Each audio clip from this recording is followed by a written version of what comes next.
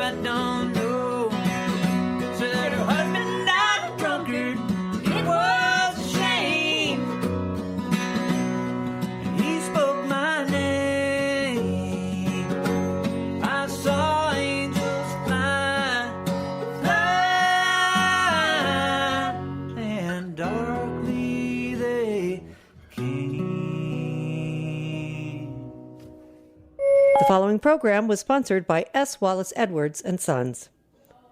Summertime is not the only time when barbecue is welcome.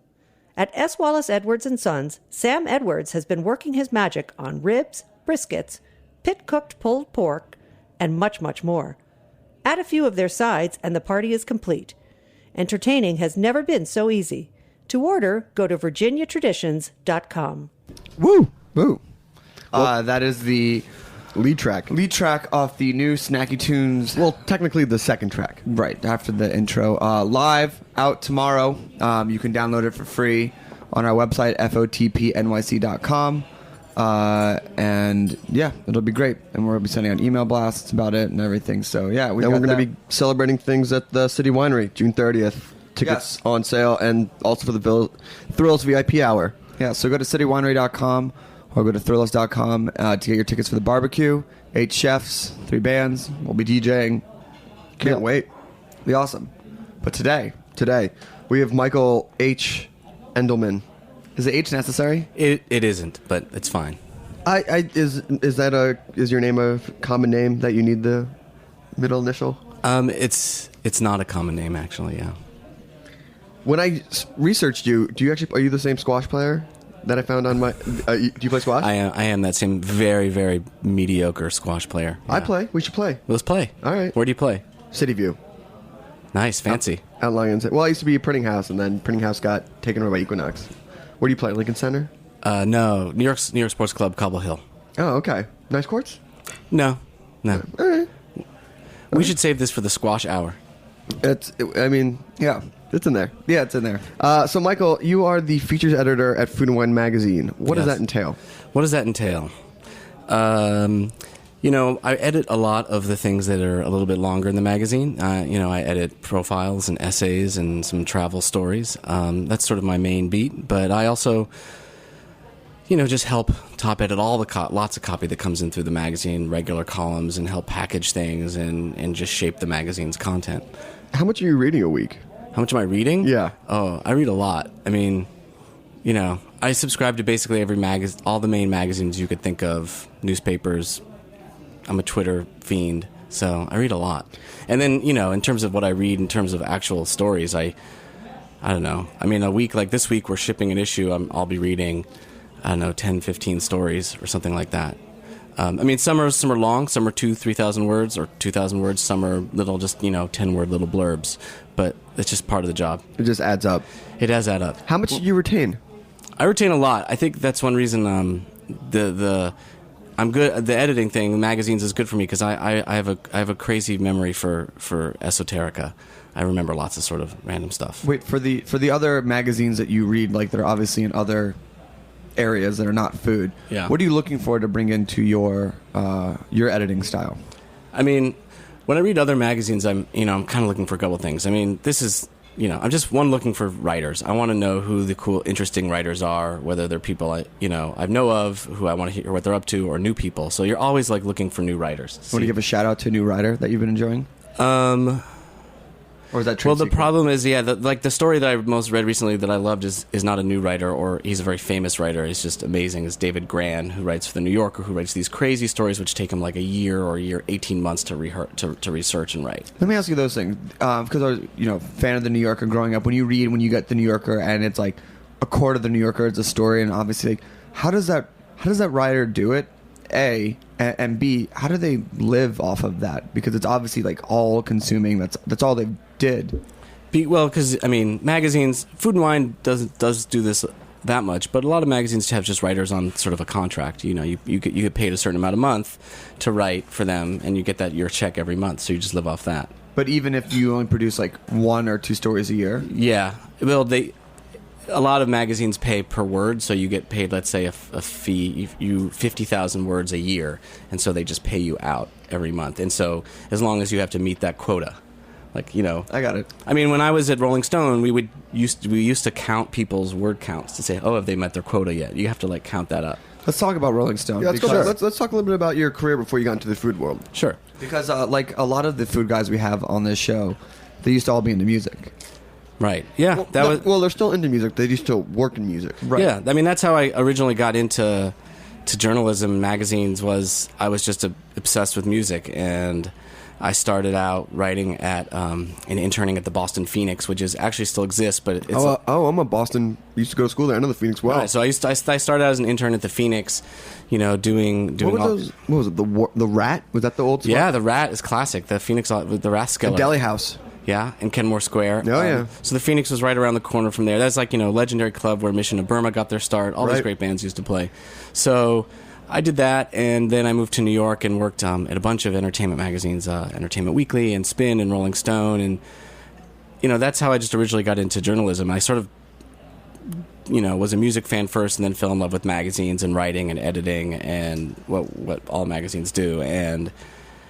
But then sort of, a year and a half ago, took kind of a left turn and went over to Food and Wine to become an editor.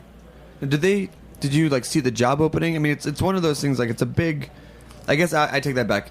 Having done this show now for a number of years, it's not that big of a stretch of imagination, but do they just see, he's a great editor, great writer, he obviously has a pedigree, and you just had to, how did that transition happen? Yeah, I mean, I think, I had to prove my sort of food bona fides, that I knew something, that I knew the difference between, Thomas Keller and Daniel Boulud, and that I could that I knew enough about cooking and how restaurants work and how recipes work, and enough about food to prove that I could just go in there. I mean, And I just basically did because food, this whole time that I was working in other magazines, has just been my personal passion. It's what I do on the weekends. I'll spend a whole day making a seafood paella.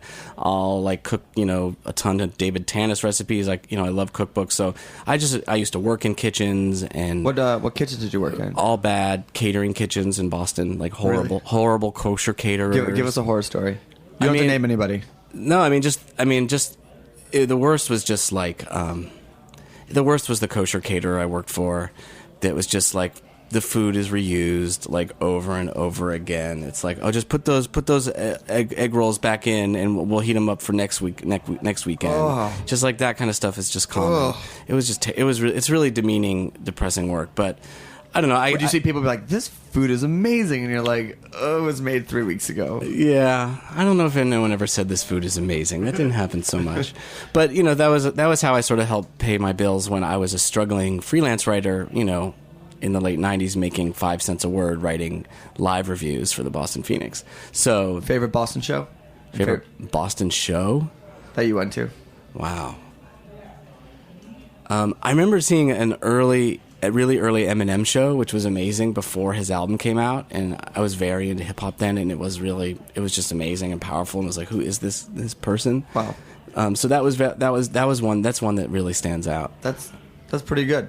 I would say it's pretty good. So you did catering on the side, you were writing on the side, and then and you also said you worked at one notable place though. They weren't all bad. I worked at when I was growing up. I grew up in Michigan. I worked at this deli called Zingerman's, which is a really famous. Jewish style deli. Yeah, kind of. It's cool is that they're Jewish, but they also do they import their own cheese, and they have an amazing cheese program. They were really pioneers in sort of making everything from scratch, importing this great stuff from Italy and from France and from Spain that you couldn't get anywhere else. And for a long time there were not a lot of people who did this. And what was cool also about the menu was that they were like, okay, we're gonna make this idealized corned beef sandwich. We're gonna cure the corned beef ourselves. But then they also do like Italian style. Subs, and they do, the most amazing. They have a BLT menu of like 20 BLTs every summer. It's just a great place. So I learned a lot more about sort of quality food and working there than I did in my catering days. Did your parents cook? My parents are good cooks, really good. My dad is like he's a professor and he's crazy organized, and so every Sunday he would map out like every single dinner of the week. Like on like a menu, and then write it all down. He's just very organized. So yeah. Were they pumped about the food and wine transfer? Yeah, I think they were. They were. Though my parents were sort of old hippies, so they appreciated the Rolling Stone thing a lot. They're lefties and old hippies, so I think they actually still get Rolling Stone, which is sort of nice. They still subscribe even after I left. But yeah, they were very pumped about food and wine, and they've been happy to live off some of the extra wine and scotch and things I get. All right, well, we're going to play another couple tracks off the comp that comes out tomorrow, and then we're going to talk about how big food mags are in today's current scene and the relevance of going to print versus being able to read something online. All right. Sound good? That sounds good. All right, you're listening to Snacky Tunes. We're your hosts, Greg and Darren Bresnitz. I've come undone by a femme fatale and turned Moorish machination.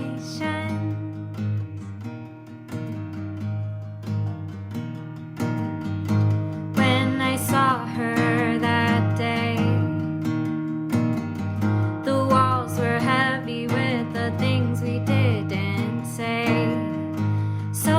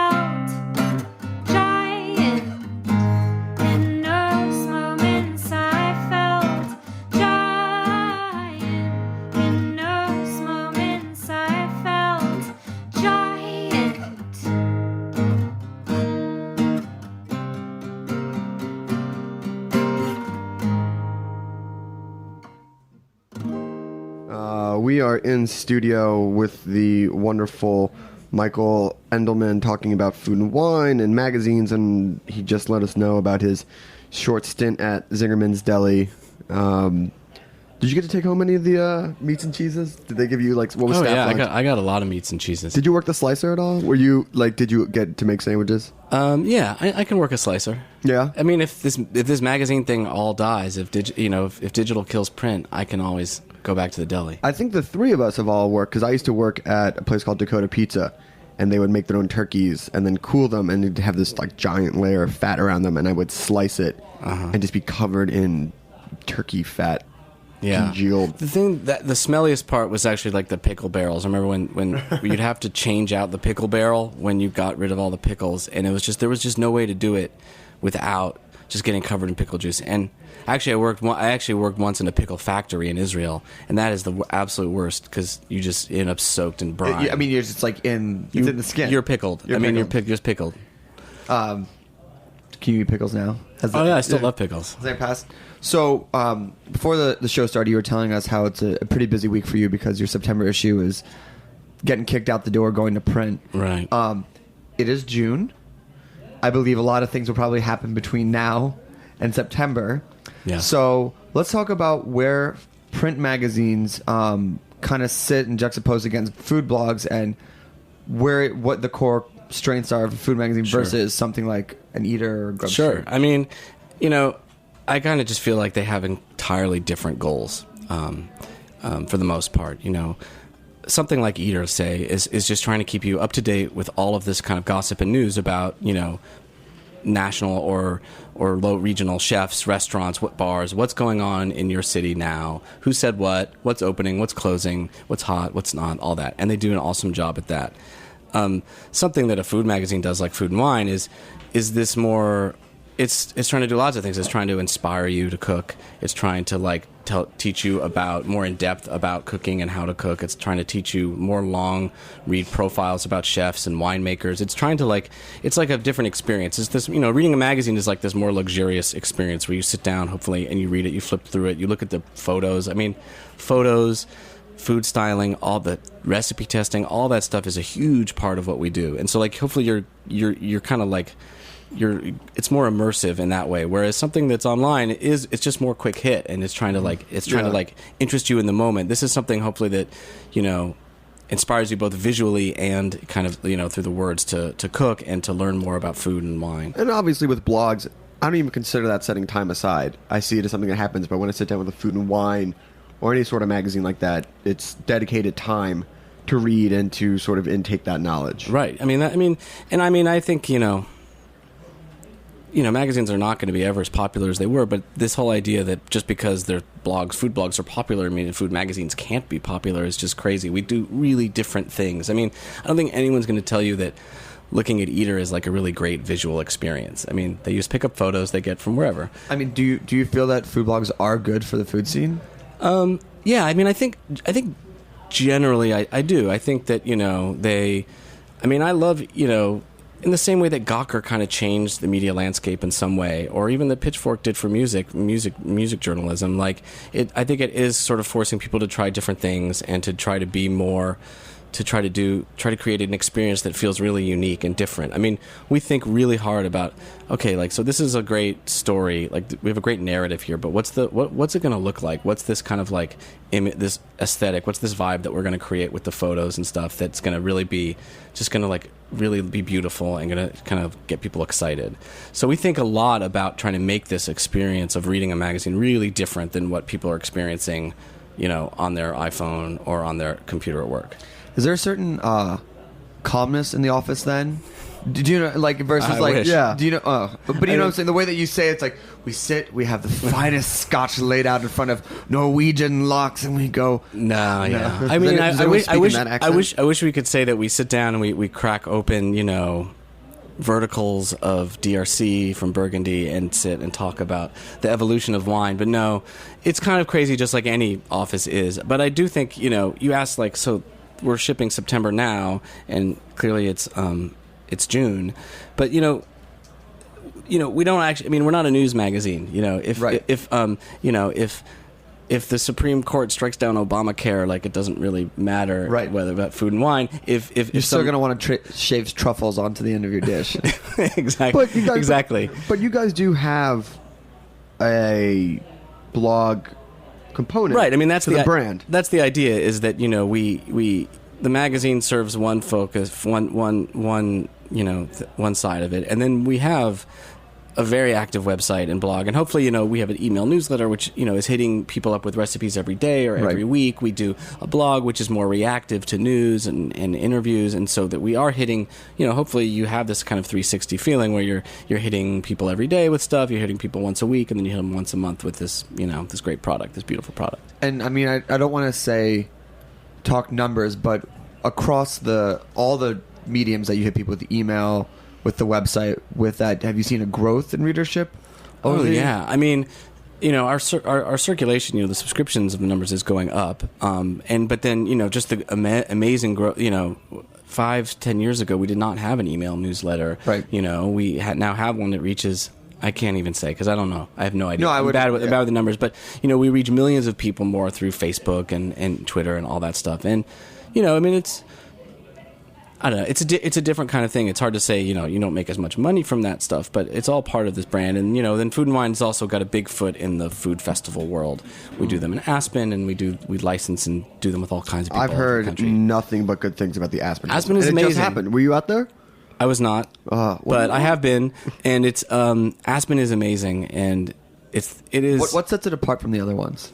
I don't know. I haven't been. I mean, I've only been to some local things, so I can't really say. But they get amazed. They get really, really top quality people.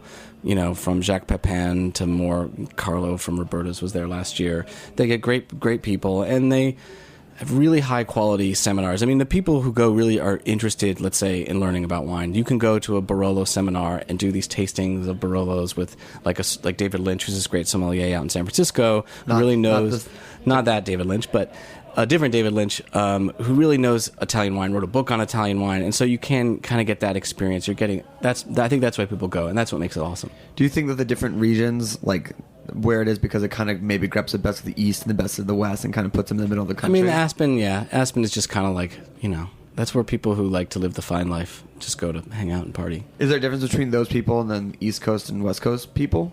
You mean who go to Aspen? Yeah. Yeah, probably. I mean, it gets definitely a much more...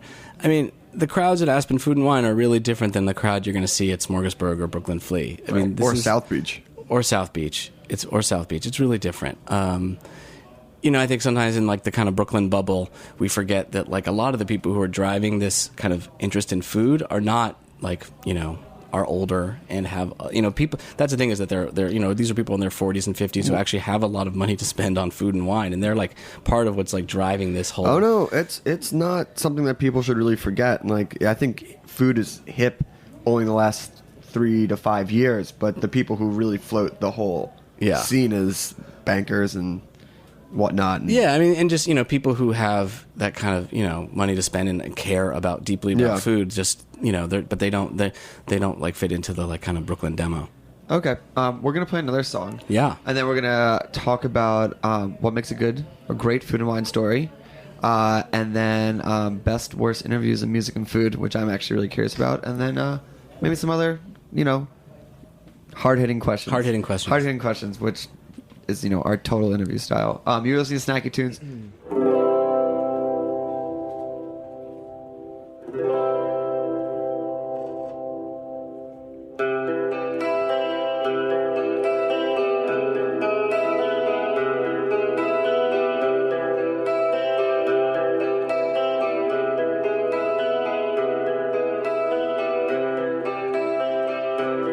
Buddy bag,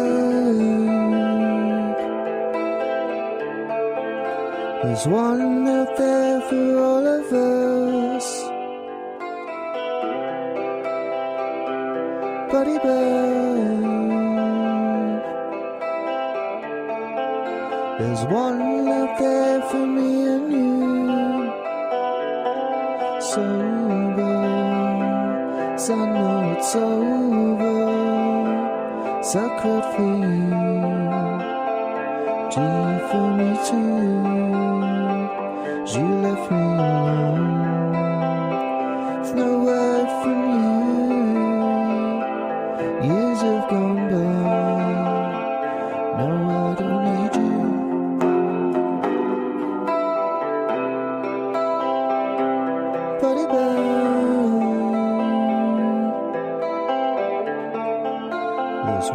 out there for all of us. Body bound. There's one out there for me and you.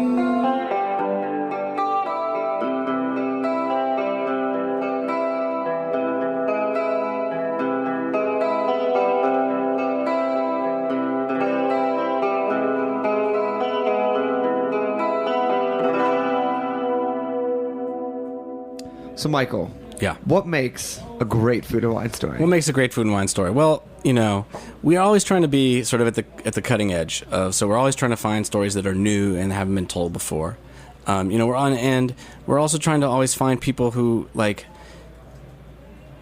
or feel like they're just pushing forward in the world of food. We that's like one thing we're always driving to do is every month we'll give our readers something new that they haven't heard of that feels like it's a trend and it's going to be the next big thing. And so that's something that we're always really important with. And then there's that other visual element. We're just trying to find these stories that look cool, whether, it's like a dynamic chef or just a beautiful restaurant or a beautiful home or some great, setting.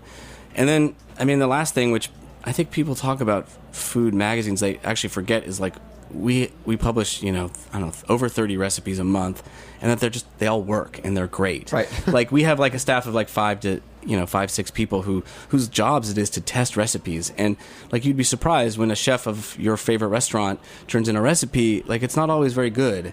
Like something doesn't translate from the restaurant kitchen to the home kitchen. I work a lot in television. It's the same thing. It's just what might work at a big level for a restaurant. Yeah, it just doesn't work. It just doesn't work. When you're cooking on a professional stove and you're cooking 100 at a time, sure, but when you have to like do it for a family of 4 or, for 6 servings.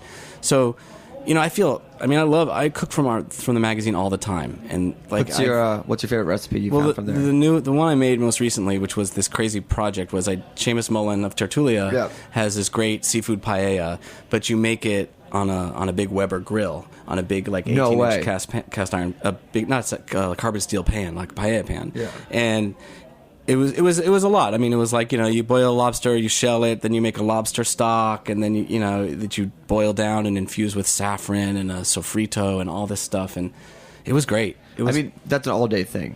It actually wasn't so bad. It was like, you gotta, I have kids, so I'm like, I got a crazy hyper organized. I think like, I'd like, 3 days before I make my stock, 2 days before I make my sofrito. Like I got it Your all. dad is quietly nodding, being like, yes, that's right, son. Like I read that Thomas Keller ad hoc book, which is an amazing cookbook. It's amazing. So, and that one really instilled in me, like, it's all about, cooking is like half about like discipline, organization, and I'm not a great cooking anyways, but I'm a good home cook, and so I've been trying to like, learn lessons from the master Thomas, like, plan it all out, clean your workspace, keep everything like, spick and span. One of the favorite recipes I've ever got was Thomas Keller's roast chicken. Yeah, it's awesome. Which is just like, I only made it because I didn't believe him that it could be so simple, and I went, well done, Thomas. Yes, you just like put it in the oven, close the door, crank it up, and don't touch it. And just like leave it alone. Yeah, leave it alone. Leave it alone.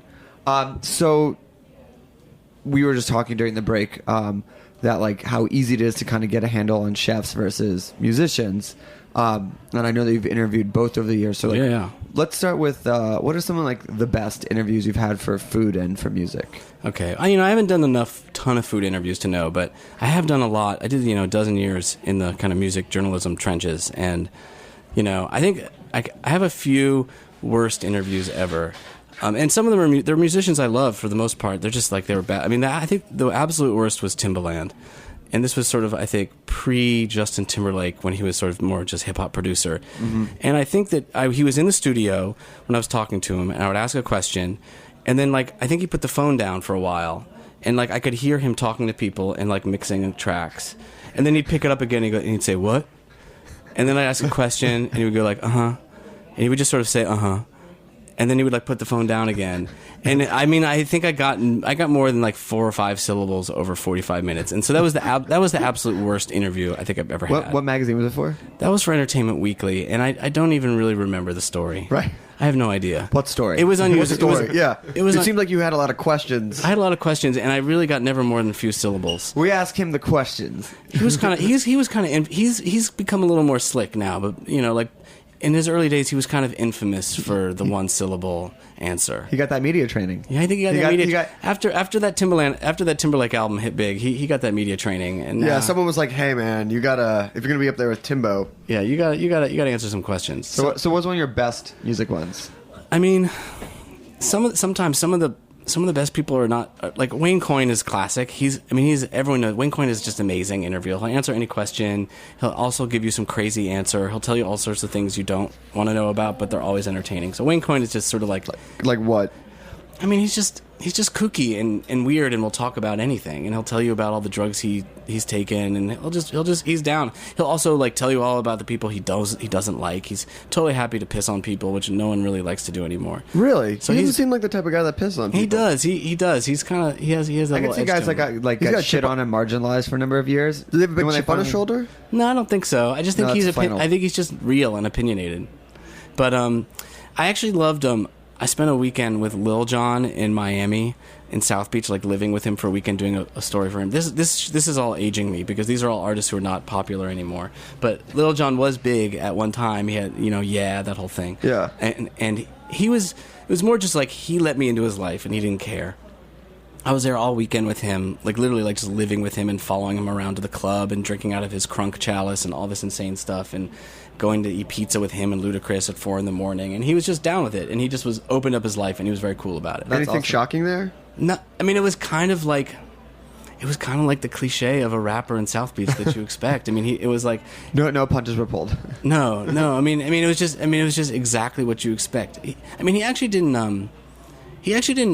I think maybe the secret was that he didn't drink that much and party that hard in the end. Like he would go out to the club, but he wasn't. Yeah, we have a term for it called show partying. Yeah, he was definitely a show. I mean, he had a bodyguard who carried his crunk chalice for him in a silver case. So it was clearly a show. Right. Yeah.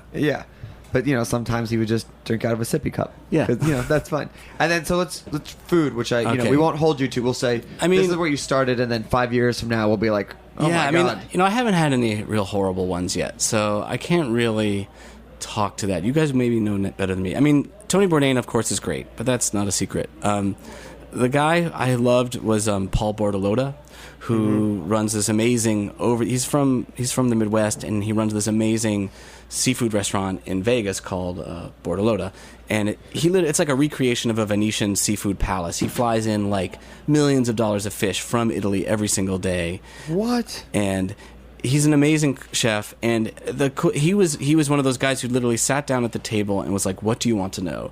and talked for like 2 hours, and literally like would show me his receipts for the night. He's like, he was willing to open up his books financially, which very few people really want to do, and is maybe not really something I needed for a story. But he was like one of these guys who was just like so open and opinionated and just like wanted to talk and share his story. And I thought he was awesome. So, as we kind of wrap this up, I wanted to know what advice you would like to give people who are kind of want to get into your world, considering the fact that you made the transition. It'd be one thing if you'd been like always been a food writer and you just but you obviously built your own pedigree and then were able to have your own skills and to swap. Like, what would you recommend people start to do that's actually valuable versus what might be perceived as valuable? Right. I mean, I think my advice is like very old school. I mean, it's like the skills you build as a journalist, they should be translatable to no matter what you do. So like learning how to research and report and edit and write and interview, like it could be like Animal Collective, or it could be like Mario Batali. Like those skills are kind of the same, you have to bring those journalistic skills to the table no matter what you do. And so that's just basically it. Is like, when you're young, just write as much as you possibly can, even if it doesn't pay. Like, you have to just write, and then you have to learn. Like, you have to find people who are willing to teach you like what you're doing wrong. Right. I mean, like that was the thing. Is I was when I was young, it was just like every story was like torn apart and like, this is not good. You need to do it again. And doing it's I mean, in this way, writing is sort of like cooking in a restaurant. It's more of a craft than an art. I mean, at least in the beginning, like there's a craft to writing. It's like you have to do it over and over and over again to learn how to do it. You know, the only way to learn how to do an interview is like you just got to do like 100 of them or 200 of them, and then you're like, oh, okay, now I think I know. Oh, I get it. I get the rhythm. I get Right, like you know, you got I mean, every time you sit down to an interview, you're like thinking a million things at once. You have your list of questions, and then you got to think about how much time you have, and then you have to listen to them, but you also have to and so you want to respond to them, but you also have to get to all your questions. I mean, it's like it's this crazy art of learning how to do it, and people who are great can kind of do all those things at once. And there's just have a twin brother. Or have a twin brother. Oh, which is a secret. Yeah. Do you have a mentor shout out? I mean, I've been lucky. I've had a bunch of mentors over the years. I mean, I had an original mentor at the Boston Phoenix, this guy Matt Asher, who I was his intern, and he was basically showed me how to get started. Jason Fine was my editor at Rolling Stone. Was great. He's now at Men's Journal. He's an awesome guy and a great editor. Great. So I learned a lot from those guys. Can I ask, who's more obsessive? Movie buffs, music nerds, or food lovers? I actually think that music people are the most hardcore. Like I know Dylan nuts. I know people who are obsessed with French psychedelic rock from the '60s. I mean, like that kind of thing, like esoteric. Like when you're like, I feel like those people who are searching and searching and searching for these live tapes. Or I did a story years ago on people who go around, the people who go around tape shows, like jam band shows. I mean, and they do this like every night of their life, and sometimes it's like they just love taping shows. And I felt like I haven't met that kind of obsession. Do you think they're all chasing this one moment that they're trying to lock in? I mean, that's the kind of irony of people who tape shows, is that they're trying to chase this like great show, but in a weird way, they're so worried about their gear that they're not actually listening to the shows until later. Right. I actually found them very sad, but. But no, I mean, there was that New York Times article a few years ago about these people who go to like Brighton Beach to find caviar or something like that, and just it seemed like to suck all the fun out of dinner parties. Right. And that obsessive nature, I feel that's sort of the same thing. And then I feel it goes beyond actually enjoying what is just bragging rights or something like that. Right. I mean, I have to say though, on the other hand, people who are crazy about wine might take the cake, because wine collectors are. I mean, not is the funny thing about wine. I mean, wine collectors have that added thing, is that they're really stinking rich usually. So like they have the money to pursue these insane dreams. But I would say that for that, you don't even consume what you're chasing. It just sits somewhere. No. Those guys who buy the big wine, they do those things where they'll go out with like 6 other big guys. If you buy 10, or they buy 10 cases of it, and so they put away 8.5 and drink. There was that great story in New York Magazine, I think, about the wine guy from AC who was creating fake bottles and things. Oh yeah, Rudy Kanawian, I think it's called. Yeah, who's in prison now. That's an amazing story. I mean, this guy. It shows how easy it was, but people want to believe that. They want to believe that. This and then after all that stuff, they want to believe that. And I love when they get to his house, and it was just like a giant empty house. Yeah, it was like a counterfeit plant with just bottles and labels. It's amazing. Yeah, I don't know. I just found like people who are obsessed with music and obsessed with like. There's a sort of like there's this intensity there where they're searching for some kind of experience or like some inner thing that somehow seems deeper than people who are just like, I don't know, on a barbecue tour of Alabama or something. Yeah, like if you go to the good place that is popular because it's good, it's not as, they'll go to some really terrible roadside shack, but because it was such a haul and destination, they go, right. Oh, it's so good and it's so amazing. They're like, I don't know. Yeah. It's bragging rights. It gets a little tiresome after a while. Yeah. But I think we were talking like before that the food music journalism crossover. What's interesting is how accessible. So what's sort of fun about the food world now is that still in a lot of places chefs are super accessible. If you want to know a story about them, yeah. they'll let you come into their kitchen. They'll let you like follow them around for a week. Where in music, that kind of thing, everyone has like a publicist, and it's very hard. Try booking this show. I mean, and like not for anything, but like for bands that are like very new, where just like, hey, I'd like to do half an hour publicity. We'll give you 3 live songs, all that stuff. Like, yeah, I don't know. Yeah, it's funny. There's that ambivalence about press. But a young chef will be chefs want people to come to their restaurants. Please eat at my restaurant. Come on Monday. Yeah, I will shake your hand. Yeah, they're excited. They're excited to talk to you. They're excited to share what you're doing. And so there's something uplifting and fun about that, to just go to these people who want to share what they're like. I do this amazing thing. I want to share it with you. Not like, Oh, yeah, I guess I can give you a 10-minute phoner on Tuesday. Right. Yeah. Can you call? I'm going to be in Sydney, so can you call me? It'll be 3 a.m. your time. Yeah. I don't know who it is. I mean, Animal Collective, for instance, are like those guys hate doing interviews, and they're miserable, and they're the worst interview ever. And it's like, oh, it's so depressing to have to try to do a story with someone who doesn't want to talk to you. No, but you have to because the public demands it. You're right, because the public demands it. Final question. Yeah. Dream story. Dreams. Food. Okay, dream food story? Yeah.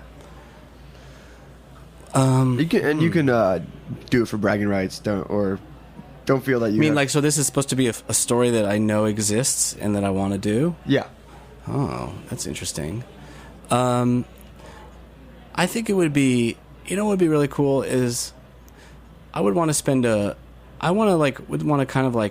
try to get inside a chef, someone who's hyper creative, like a Thomas Keller or a Grant Achatz or something, and try to really understand, through spending time with them in the kitchen, how do you get inspired to create this one dish, and almost to the point, of real nerdy, why is this little cube of hibiscus jelly here and not here? How do you figure out what? This is not. I don't know if this is a story that anyone wants to read, but I think I would be fascinated with sort of how do you decide that to do this exact thing and to put everything in this exact order, and where does that all come from, and to sort of try to understand those layers of meaning and understanding. Thomas Keller could tell you, well, when I worked at this restaurant in France, he did this thing with mackerel, which I always loved, and so then when I see mackerel, I think of this, and I would kind of how those years of experience and decades of experience kind of translate into creating something new. Because that, and that only happens at a real high level of chefdom. Most chefs are don't do that sort of thing. But that would be an amazing thing to do. I would read that, and only read that. You could easily make that a series. Sure. With a great photo, and then how it's deconstructed. But it's amazing how you could do that in 1,000 words or 10,000 words. Yeah, I mean, you could go really deep. You could go really, really deep. I don't think 10,000 words. 1,000 words would be good. 20,000 words. I don't want to read. A whole article of Food and Wine dedicated to one dish. Yes. That'd actually be kind of amazing. A single dish issue would be amazing. That would actually be where you where it's sourced and the people behind that's actually pretty amazing. Hey, maybe I'll take that back to the office. It's pretty good. You're welcome. I'll let you guys know. Yeah. Michael, we want to thank you for being on the show. Guys, thank you very much. This was awesome. You want to give us the nuts and bolts of people? Can people write you?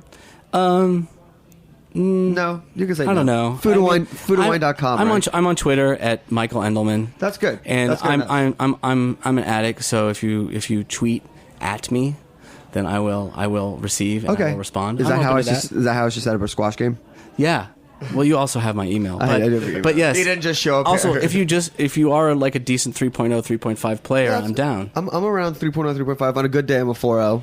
Okay. And I'm definitely not a 4.0. And if I haven't, it's the first weekend.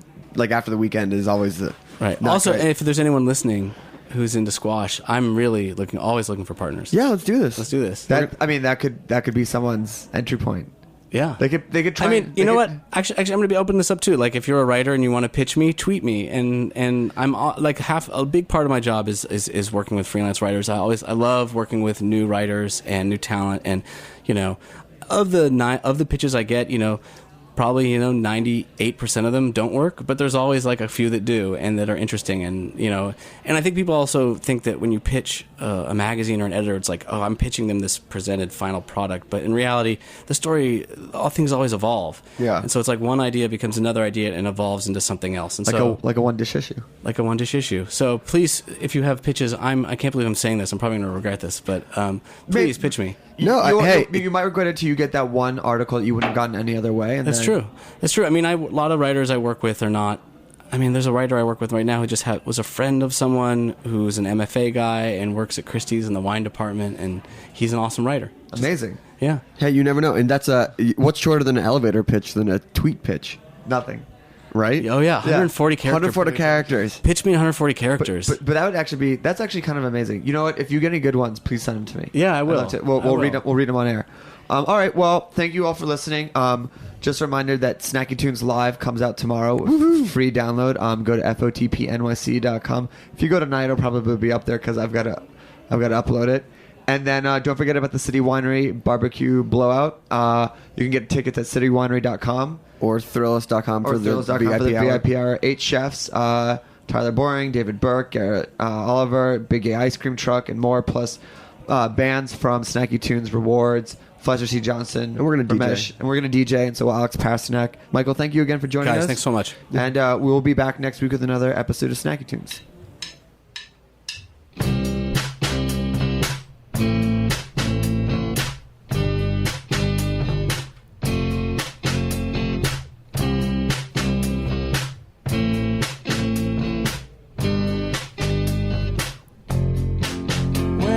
Talk about it carries on, reasons only new.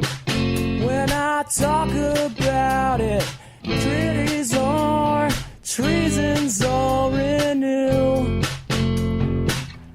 Beg me to talk about it, I can stand to prove. If we can get around it, I know that it's true. When I talk about it, carries on, reasons only new. But it's you I fell into. Well, I talked about it, carried on, reasons only new. Well, I talked about it, Aries or treasons all renew. Beg me to talk about it, I can't stand to prove. If we could get around it, I know that it's true. When I talked about it, put it on, never was it true. But it's you I fell into. Well, I talked about it. Thanks for listening to this program on the Heritage Radio Network. You can find all of our archived programs on heritageradionetwork.com, as well as a schedule of upcoming live shows. You can also podcast all of our programs on iTunes by searching Heritage Radio Network in the iTunes Store. You can find us on Facebook and follow us on Twitter for up-to-date news and information. Thanks for listening.